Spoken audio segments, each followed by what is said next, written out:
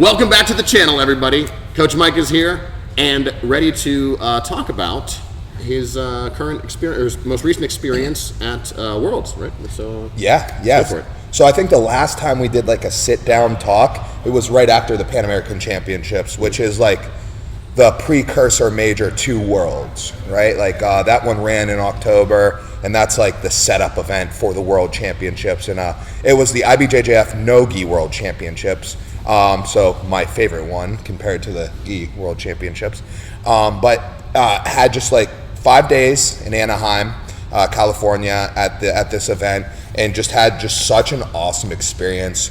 I would say it was like probably the best experience I've had at like a travel tournament as far as like what I got from the tournament. Now I didn't compete as well, so like I had better competition experiences, but I think I am going to grow more from this tournament than any other maybe any other sporting event I've ever had. Okay. Yeah, just like a pretty enlightening experience. But first I just want to like run down the list and give credit to like, you know, like my competitors, the people I coach, and then also the people I train with, my training partners.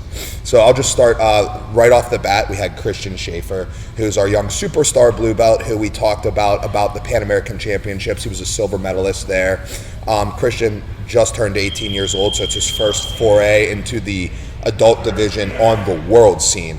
He's been terrorizing the adult divisions on the local scene since he was 15. We used to lie about his age to get him in the adult brackets.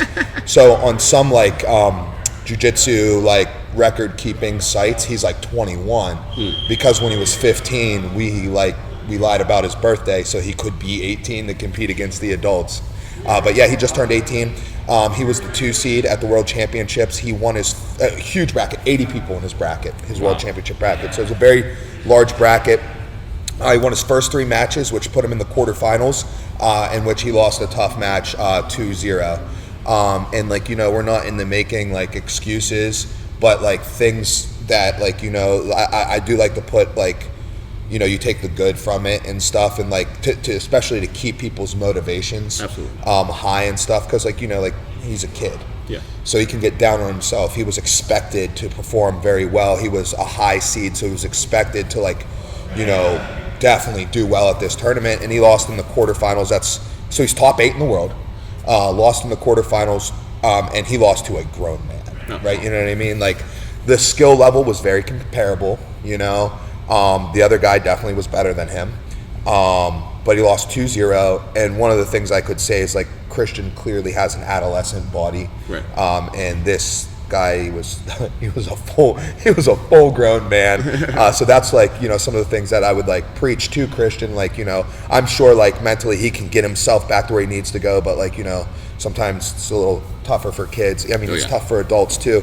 So not using it as an excuse, just using it as a form of motivation. Like, hey, we're gonna hit the weight room, you know, and like we're gonna take away that advantage. And just, you know what else is gonna take away that advantage? Time. Yeah. Time. Like you're gonna fill out. Like when I was 18 years old, I was wrestling 133 pounds. You know, now I'm wrestling 188 pounds. Yeah. You know, much different type of fill out. We also had one of our female purple belts, Claire. She's had a good season, winning some of the opens and things like that, and she had a tough first match.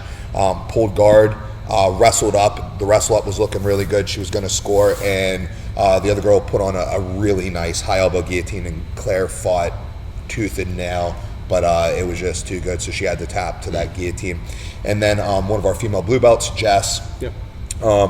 She again had a great season. Like she won some opens, placed high at all the other opens, placed at Pants. She pretty much like was just collecting medals all season and doing a lot of competition, so putting herself out there a lot. And she also lost her first round match to a very tough competitor. It was very close. Score should have been 2-2, but they did not award Jess her sweep that she did have, absolutely, and everybody agrees, the other team agrees, but the other girl did have a couple more advantages, so she lost a very tough contested match, and then that ends, you know, her season this year as well. So that's like our Stout PGH rundown for that day. But we also had some of our like close training partners. We train closely with the Mat Factory, and we're very friendly with High Ground Jiu-Jitsu, and they had some competitors going as well. Some people I would like to give shout outs to is Harry Kitchka. He's a Pittsburgh firefighter. He took a bronze medal in the purple belt division, and he just looked awesome. You know Harry well. Harry, yeah. Yeah, he just looked awesome. He's just getting better every time, and he does a lot of things off the mat to make sure that he's in the best position he can be in. So he took a bronze medal at the World Championships, which is incredible. Nice. One of the high ground guys, John Mulgrave. So John's a special case. John's in his 60s. Okay. Right?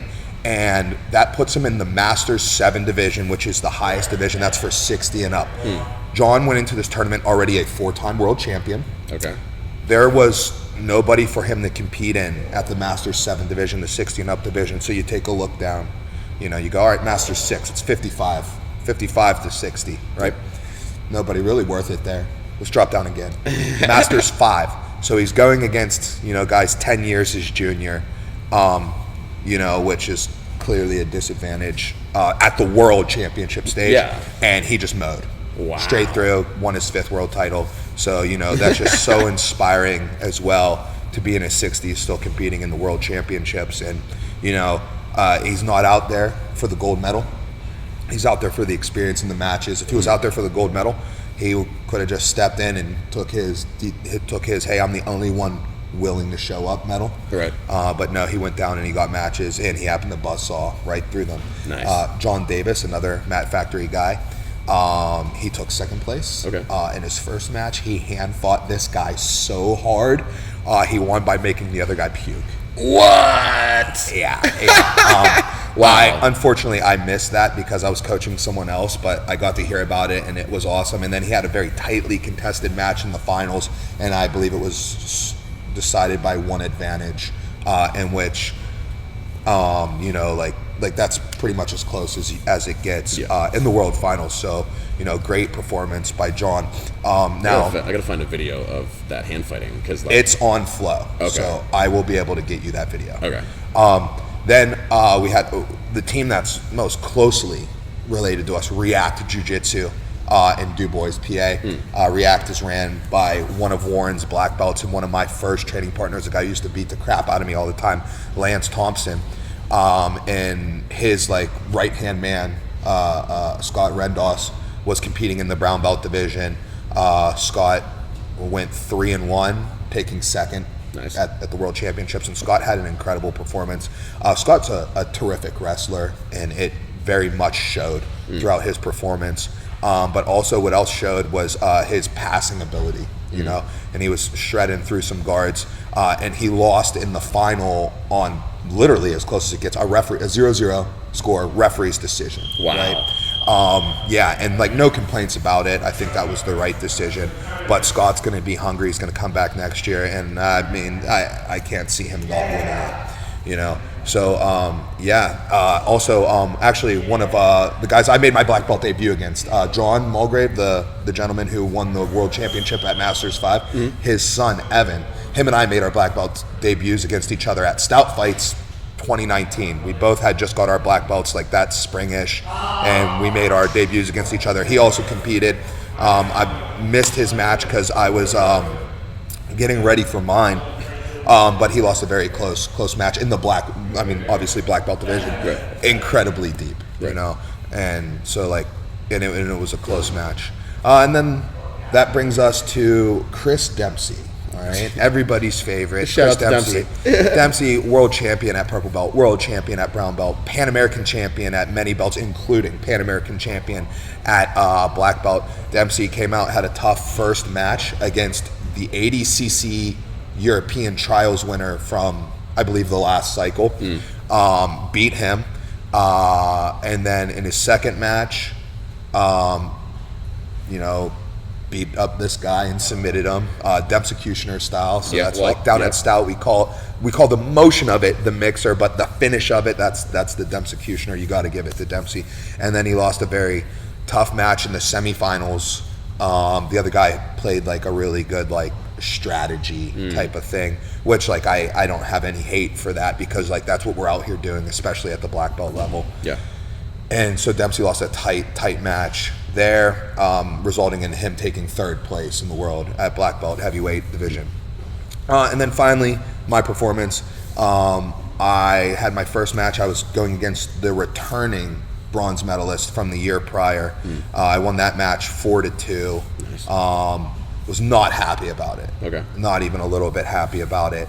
Got incredibly tired, and like, you know, and it's not my conditioning. It was a mental state that got me incredibly tired. And that's what I really want to go into today, is like the new vibe that I'm trying to look at jiu-jitsu with and stuff. But nevertheless, I won that match over the returning bronze medalist 4-2. Thought that put me in a really great spot and moved me into the quarterfinals, so it left me in the top 8 spot. Needed 1 more win the medal, 2 more wins to win the whole thing. Or 3 more wins to win the whole thing, 2 more wins to get to the finals. And then I got knee barred in my second match. I can't remember his last name, but his name's Brian. That's the thing. Like, everybody you compete against, so friendly. Yeah. Right? Like, I'm mean mugging him, you know, before the match. But immediately after the match, you know, we're on a first name basis, like rooting for each other. Yeah. You know, it's really cool. I mean, if you're at the black belt level, you've been in the sport probably for an incredible amount of time. Yeah. Lights just shut off on us. Hopefully that doesn't. No, I think it's fine actually. Because I watched the video back last time, and it actually the phone accounted for that. Oh, so, excellent. Yeah. And special effects. Special effects. Yeah. Bah, bah, bah. Yeah, but like, you know, I great experience. I just, again, mentally didn't compete to my full capability, and that's what I want to talk about. Okay. I want to talk about like the mental approach to jiu-jitsu and potentially not getting pigeonholed into a style. So we were hanging out there with a pretty famous jiu-jitsu player, Rene Souza. Okay. Rene is really famous for the buggy choke. He didn't invent the buggy choke, but he definitely made the buggy choke popular. Probably like most notable on his buggy choke is on Flow Grappling's Who's Next reality show, which mirrored like the Ultimate Fighter style reality show. Right. He buggy choked J-Rod to get into the house, you know? And since then, he's rattled off tons of buggy chokes. He was involved in the double buggy choke scenario, in which he was attacking a buggy choke and his opponent countered buggy choke, and they went a buggy choke off. So like that's pretty much what he's known for, but he is like just so freaking good. Like, and his like flow and energy in his matches is just like, man, like you cannot like we'll just run through his thing. So he like had 4 submissions. So he's a brown belt right now. Those are 8-minute matches. Yeah. His first 4 matches, if you added up all the time, did not equal 8 minutes. Like dude's out there just like shredding these people, right? And he's got this like aggressiveness, but with this like smooth feel and this like I'm good anywhere type of thing. And like I'm sure he goes in with like a strategy, but like he's welcome to compete like in any of the positions, right? Whereas like if you contrast that with me, right? Like I need to be on top, right? This competition, like in practice, like I'll play off my back and stuff, but in competition, like I need to be on top. I need to be in these positions, right? Like those are my good positions. You could tell he could be anywhere. And it was just like this energy that he competed with. He submitted his first 4 guys. He submitted the number 2 ranked guy with a buggy choke. Nice. Right? So like I was really happy that he got another buggy choke off, but he got I think 2 rear naked chokes and a heel hook, or 2 heel hooks and a rear naked choke, whatever, something along those lines. But just like shredding the competition, and even in his semifinal match, which he ended up losing by, I believe, an advantage, which, you know, is like advantage is like an almost point, right? Yeah. It's like, oh well, you know, you almost had this type of thing. It was like just a terrible like situation. His opponent was calling for injury time, right? Like, and I didn't even know you could call for injury time. Okay. I didn't know you could be like, oh, wait, my rib. I didn't know that was a thing. I thought that meant you tapped. You submission, yeah. That was the impression I was under, but, you know, you learn. And, like, anytime, like, Rene was about to, like, score, oh, my rib, you know what I mean? So, like, it was, like, a travesty like that. But, like, even throughout this match, tightly contested and not a lot of like points happening because it was like 0-0, like 3 advantages, 2 advantages, blah, blah, blah, blah. It was so entertaining. Like the action and like the aggressiveness in which he attacked like was like inspiring, you know? So like, I think that's like a testament to like maybe like a different like mindset on the jiu-jitsu and how his mindset like has such like a flow and like open feel, but he's like, I'm going for the kill. You know what I mean? I'm going for the kill. And I think that's something that I need to implement more in my game. I feel like I've pigeonholed myself into I'm a wrestler and I pass guards, right? So what's that do to me? Well, I typically get the first takedown, thankfully. You know, I still have had incredible success at making sure I get these takedowns before they can pull guard. So I'm really proud of that. But then after it, even though I'm winning, I feel like I'm on defense the rest of the time. Because it's just like, all right, I'm up by points. Like, let's maintain this position. Let's not do anything dumb that gets us submitted and stuff. And that is totally negatively impacting. Like, I should be after the kill. I should be like, I'm going to shred this guard. I'm going to get up and I'm going to move this guard. I'm going to pass through it and I'm going to find that arm. I'm going to find that neck. Or, hey, whenever they're retaining, there's the leg and I'm going to take it, right? But, like, I pigeonhole myself into a style. And, like, I identify myself. Takedown, pass. Like, that's it, right? Like, it's like I don't think it's cool to play off my back. You know what I mean? And that's something that absolutely needs to change. And I need to change it to make sure I'm not too much of an influence on other people. You know what I mean? Right? Even though I'm not suggesting that to anybody. I don't suggest to anybody, hey, just like to play that game, right? Like Christian's a great example. Like I got him out there pulling guard and just ripping stuff, you know what I mean? Like just like getting after it and stuff. But it's not always what I tell you to do, which is the example that you'll take away. It's what you see me do as well. So I got to live a little bit more of that. And ultimately, the biggest thing that I think that will change for me is my enjoyment, right? Do you know how fun it is to score 2 points and then be on defense until that match is over? It's not fun at all. It's a terrible feeling, which is why I believe I get exhausted, right? Like clearly my cardio is more than adequate. We're in here only for 40 minutes. 40 minutes and like, you know, but like I'm not like on this panic defense where when I get in these matches, I put this pressure. I have to win because like I'm the guy, you know, that people are looking up to and stuff. But I'm not giving them the best example, right? If I'm like, you know, I lost a match, right? So like, that's okay. It's not okay to compete in the fashion that I competed in. You know, I've got to get out there and like let this kind of rip. And honestly, I got to give credit to Renee because like watching his run through the tournament, like really like I was just so impressed that I was like, man, I want to compete like that. That's how jiu-jitsu should look. You know what I mean? And some people don't like certain rule sets because it tends itself like the rule set totally like gives me the excuse to compete the way I compete because that's like how we're playing the game and but like you transcend your jiu-jitsu over the rule set and like that's like the idea and that's where I'm going to try to push myself moving forward is to be more free, be more on the offense because being on offense is way more fun than being on defense. Being on offense, not only is it more fun, it's not as hard and it's not as stressful. You know what I mean? It's like, okay, it's like, all right, you know, when you're on defense, like you're walking on the edge of that cliff the whole time, right? So you're just like a little tight. When you're on offense, you're in the middle of the field, dude. You got like all this at your disposal and you just can let it rip. So yeah, that was my takeaway from Worlds. Other than that, we had tremendous time doing like cool things around, which we always do on these travel trips. So yeah, I mean, a great experience, but I think like the biggest takeaway is going to be how I'm going to work towards having that approach, and that's going to take time. Right? I'm not just going to be like, I just do that now. I just do that now. No, that takes time. I'm going to have to do it in competition. I'm going to have to do some like smaller competitions to start bringing that out of me. Right? I'm going to have to treat practice more like that and stuff like that. And like I said, like I think what's going to allow me to do it is that I'm going to be held accountable because it's not just for me, it's for everybody else. It's for the people who I coach because whether I like it or not, whether I say, you know, it's like do as I say, not as I do, like you can't do that. Right. You know, I got to practice what I preach and put it out there in front of everybody. Yeah. It's also good parenting advice. Yeah. Kids are sponges. Yes. Yeah.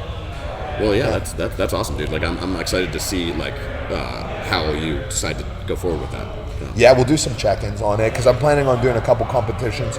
I'm not going to compete super hard in the first half of this year.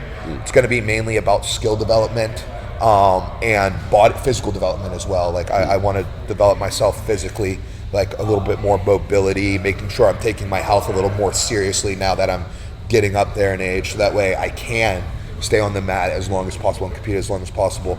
But I'll probably hit some, not to like talk crap on anything, but some lower level events to where there's not as much stress on it and stuff like that. And then the second half and like use that to develop this like, you know, like in the lab, like I don't care what happens in these matches, I'm just out there to develop this style and this feeling of freedom. And then hit like back to like the major comps hard the second half of the year. Nice. So we'll be checking in throughout the process. Absolutely. Yeah. And all right. Yeah, that's exciting. I'm glad this. I'm excited to see how that translates to us rolling and stuff. So I think it's going to be pretty evident. And again, remember, you got to give me time. Yep. You know what I mean? Like you can't expect me to change who I am just over one enlightening experience, right? I'm not going to put that pressure on myself either. No. So if I go out today and I roll like pretty similar that I did 2 weeks ago, I'm not going to be mad at myself. Yeah. You know, just one step at a time. Yeah. All right. Well, thank you for your insight, sir. Let's do it, brother. Absolutely. All right, and thank you for watching. And we'll see you next time. Do all the liking and the subscribing. Check out the stuff online on radicaltrivia.com. The store's there, all that stuff. Come down to Stout. You know, we're always here, hanging out, having a good time. Check out all those Battlecade videos. Oh, there's another machine in the Battlecade. So I'll do a little. It's loaded. It's loaded now. It's loaded. Yeah, I could just stay down there all day now. But anyway, we'll see you next time. And keep your eye out. I'm going to be in the Battlecade soon. Pre-2023. It's a guarantee.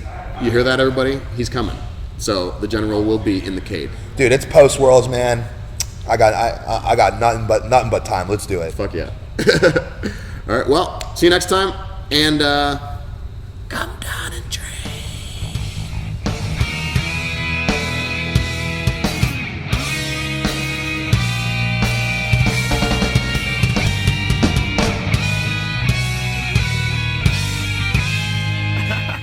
Sound. Have you watching the newer ones that like the after parts? No. Yeah, there's. I was like right now before we start the video, like I put like during like the thanks for the patrons and stuff. I put like us fucking around like. Oh goddamn! Now I gotta rewatch everything. Well, so, and this will be there too. So like we're talking during the. Like this will make it okay. Right cool. Yeah. Nice. Okay, let's do this.